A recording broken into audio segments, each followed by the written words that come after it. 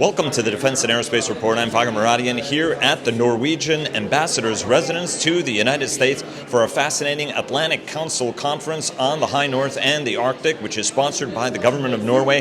And it's my honor to talk to one of Norway's maestros of national security, my good friend Keith Eikenes, who's a director at the Ministry of Defense in sunny Oslo. Keith, always a pleasure seeing you. Thank you, Vago. It's good to see you.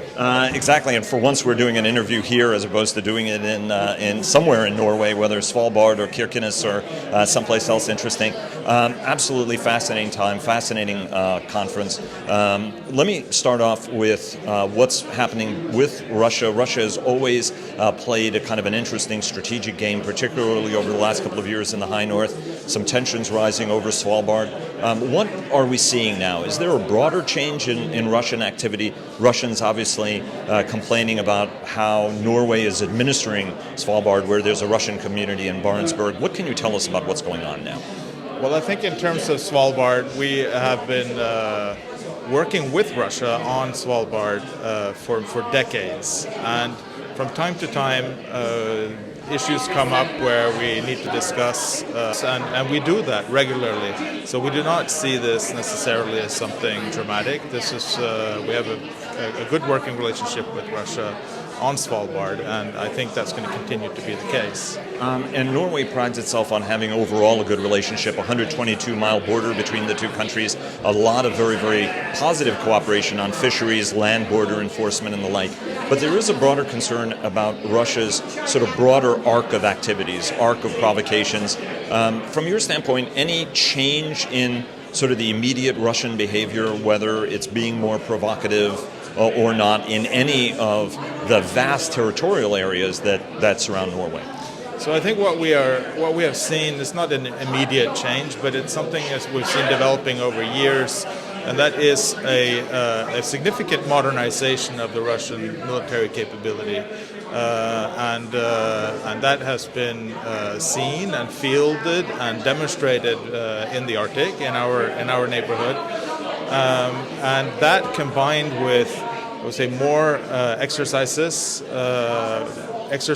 closer to Norwegian territory, and also some problematic behavior directed against Norway, such as we have had experienced GPS jamming in our northernmost county. We have had some attack profiles being flown against Norwegian targets. This is behavior that we see as problematic and that we discuss with our Russian neighbors. And that's part of the bigger picture and the trend that we're seeing there. And we want to be sure that we maintain the Arctic as an area of stability and cooperation. One of the important Norwegian goals, and also all the nations in the High North, was to get the alliance, the NATO alliance, to be focused on the High North as a greater focus area. And obviously, there are also a series of NATO exercises now that are increasingly happening. There was the big Trident Juncture exercise, obviously, and there's another exercise that's coming up. Even though it'll have a slightly less American component, it will still be a large American participation in that war game. Talk to us a little bit about that war game and what you guys are trying to achieve. So I think firstly, we've been talking to our NATO allies for years about the need to pay more attention to the Arctic, and I believe that we are being heard, and we see a greater engagement now from allies and greater involvement in exercises and other activities in our neighborhood, which is a good thing.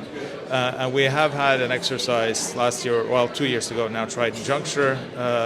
But when we do exercises nationally or at the NATO level, we are very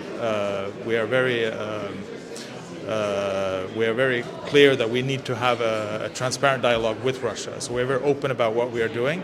We try to show restraint. We don't feel that we always see the same from the Russian side, to be honest, as much openness. But it is positive that we are there's more allied presence in the area, which I think is good. But it has to be coordinated in a good way. That's something that we've been talking to our allies about also, that we have to look at the totality of what we are doing there. So we coordinate more closely different types of activity in the Arctic, so we do not risk sending unintended signals. So that's something that we have taken the initiative to actually talk more with our allies about what we are all doing up there. And do you think, I mean, every once in a while there's this concern that Russia will be very, very difficult or very hard to deter.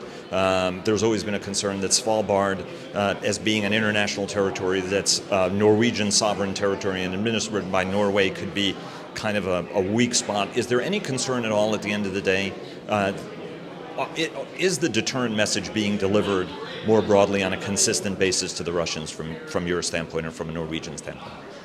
Well, I think we are clearly demonstrating through our persistent presence in the Arctic that we are there, and we are ready to maintain our sovereignty and to maintain our sovereign rights in the area.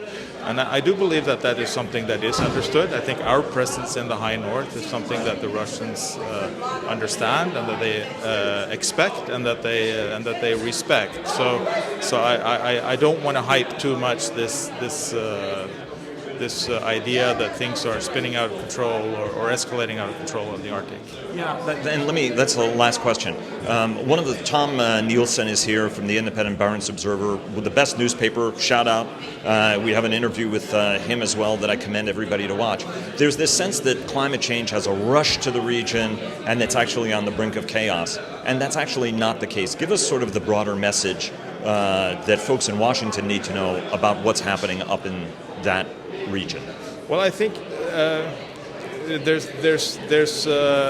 there are changes going on that Washington needs to be following. I think great power competition is something that is also, I think, being felt and probably will be felt more in the Arctic. So this idea that we need to be engaged in the Arctic is still very important, but that is because we need to be engaged to maintain a stability that we are preoccupied with. Keith Eikenes of Norway's Defense Ministry, who's about to go upstairs and do a presentation. Thanks very much, Keith. Thank you so much, Vago. Cheers.